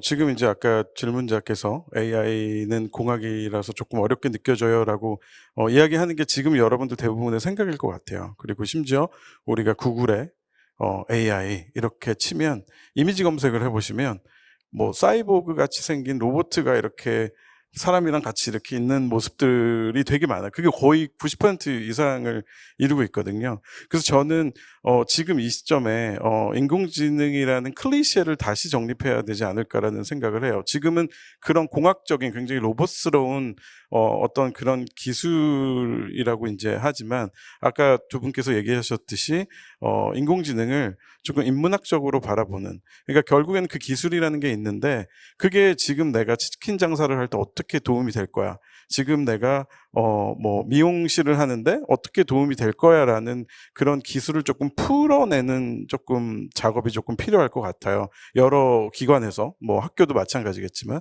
네, 그래서 그런 부분들이 조금 노력이 돼서 조금 일반 우리들에게 조금 이제 정보로서 또는 이제 어떻게 활용할 거로서 이렇게 접근이 된다면 지금보다는 훨씬 이해도가 이제 많은 산업에 적용이 되면서 조금 나아질 거라고 생각합니다. 네. 감사합니다. 김지혁 교수님께서는 이제 전문가로부터 질문이 있습니다. 예. 선택 질문 모두 뜨는가요? 제가 읽겠습니다. UX 디자이너입니다. 가장 고민인 것이 AI가 사용자를 너무 잘하는 것처럼 보여지면은 사용자는 거부감을 느낍니다. 또 은근히 보여주면 별거 아니네라고 생각하게 됩니다. 그래서 어떻게 이 UX 디자인을 해야 될까요? 이런 질문 같습니다. 네, 굉장히 재밌는 질문인데요. 그거를 찾는 게, 그러니까 그거를 찾는 게 저희의 역할일 것 같아요. 그러니까 답은 없죠. 그러니까 지금 말씀하시는 부분을 예를 들어보면요, 인공지능 스피커한테 우리가 이렇게 탁 물어봐요. 그러면 이런 거는 되게 쉬운 건 답을 해주고, 그리고 이제 뭘 어려운 걸 또 물어보면 또 답을 못 해줘. 에이, 얘는 모르네. 이렇게 좀 판단을 하다가 또 이제 어떤 경험이 있냐면, 제가 이제 구글 맵을 이렇게 사용해서 내비게이션으로 맨날 뭐 학교와 집, 뭐 또 집에서 교회, 뭐 이렇게 이제 이렇게 돼 있다면, 이 일요일 날 9시에는 제가 늘 패턴이 교회를 가는 패턴이니까 내가 차에 딱 시동을 걸면 그 교회의 내비게이션 주소를 딱 뜨면서 너 여기 가지? 라고 할 때가 있어요. 그럼 굉장히 저도 소름 돋고, 아니 내가 내가 어딜 갈지 어떻게 알고? 이런 질문을 저도 하게 되거든요. 그러니까 그런 부분이 있어요. 그러니까 사용자들의 결국에는 이제 인공지능이라는 제품에서 좀 중요시되는 게 사용자의 인텐션을 어떻게, 사용자의 의도를 어떻게 파악하느냐거든요. 그래서 좋은 질문을 해주셨는데, 굉장히 어렵습니다. 그거를 계속해서 질문을 통해서 반복해야 될 것 같고, 또 유저 테스트. 그래서 어떤 분들은 나는 괜찮은데 라고 하시는 분들도 있을 거고, 어떤 분들은 굉장히 불편함을 느끼실 것도 있을 거예요. 그래서 그런 부분들은 저희가 계속 리스트업을 하면서 그 threshold, 그 중간저적인 밸런스를 찾아야 되는 게 UX 디자이너의 역할이 아닐까 생각합니다. 예. 감사합니다. 또 굉장히 중요한 질문이 있는데요. 이거를 저기 한 박사님께서 해주시면 어떻습니까? 앞으로 AI 시대에 사라질 직업군이 많겠지만 새로이 생겨날 직업군은 어떤 것인지 궁금합니다. 사실 많은 사람들이 궁금할 건데 좀 짧게 얘기해 주십시오. 저희가 시간이 많지 않습니다. 글쎄요. 뭐 지금까지 많이 이야기된 것은 결국 그 AI와 관련된 또는 뭐 드론이나 사물 인터넷이라든지 다양한 신기술과 관련된 어떤 VR이나 AR과 관련된 다양한 직업들을 이야기를 하고 있고요. 근데 중요한 것은 우리 실생활과 연결시켜서 어떠한 문제를 해결할 수 있을까? 이런 문제와 관련된 직업들이 결국은 앞으로 이제 주목을 받을 수 있을 거라는 생각을 하고요. 아무튼 기술이 모든 걸 결정하는 것이 아니라 사실은 사람들이 어떤 요구를 하냐에 따라서 그 기술이 다양한 형태로 직업화되지 않을까. 그러니까 지금 나타나지 않은 직업은 사실은 뭐 아무도 모르는 건데요. 미래학자들이 물론 많은 이야기를 하지만 미래학자들이 하는 이야기들은 주로 기술에 근거해서 이야기를 하고 있습니다. 그러니까 새로운 기술들, 뭐 지능형 로봇이나 또는 로봇이나 인공지능과 관련된 새로운 직업들을 얘기하고 있는데, 근데 그 기술, 그 직업들의 구체적인 형체는 결국은 현재 살고 있는 사람들의 어떤 그 필요에 의해서 만들어지지 않을까라는 그런 생각을 해봅니다. 예, 시간이 많쳐서 마지막 질문으로 넘어가겠습니다. 이거는 저한테 질문이 왔습니다. 제가 이 연사가 아니었는데, AI 기술의 발달이 의료기기 분야에 미친 가장 큰 영향은 무엇일까요? 이것이 의사나 파랄리갈, 그러니까 법률 보조원들의 역할에 주요한 영향을 미칠까요? 사실 벌써 AI는 의사분들이 많이 쓰고 있습니다. 병명을 진단하고 처방하는 데도 벌써 AI가 도움을 받고 있고, 의사분들이 수술을 할 때 쓰는 로봇들도 AI의 기능들이 많이 들어가 있습니다. 그래서 알게 모르게 벌써 의료기기는 많이 쓰고 있고, 법률 보조원도 사실 모든 것을 자기가 읽지 않습니다. 키워드만 넣어가지고 거기에 필요한 관련된 법률 문서들을 찾아내고 있습니다. 물론 그것을 종합해서 최종 판단을 내리는 것은 아직도 의사분이고 또 법률가들입니다.